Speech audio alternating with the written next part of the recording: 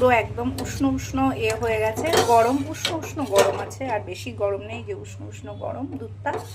তো এইবার কিন্তু আমি যে টক দইটা ফেটিয়ে রেখে দিয়েছি, ওই টক দইটা এটার সাথে মিশিয়ে দেবো। যে দেখো এই যে, আর এইখানটায় তো এইটাতে দোকান থেকে আনা যে কৌটোটা, এই যে এটার মধ্যেই আমি দইটা পাতবো। তো আর এই যে টক দইটা আমি মিশিয়ে দিচ্ছি, দেখো দুধের মধ্যেই করেছি, দুধের মধ্যেই আমি কিন্তু গুলে নিয়ে তারপরে এই দুধের মধ্যে দিয়ে দিলাম।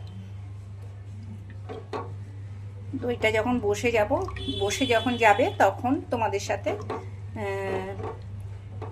শেয়ার করব যে কীরকম বসেছে কি বসিনি দইটা।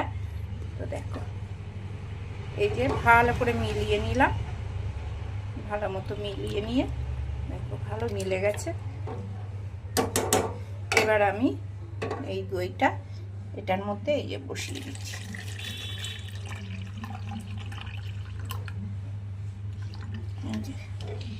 আর বাকিটা এই বাটিটার মধ্যে দিয়ে দিচ্ছি। দেখো দুটো বাটির মধ্যেই আমি বসিয়ে দিলাম। এটার গায়ে যেটা লেগেছিল ওটা আর কি করে দিলাম, আর এটার মধ্যে এবার আমি এটাকে চাপা দিয়ে রেখে দেব দইটা পাততে।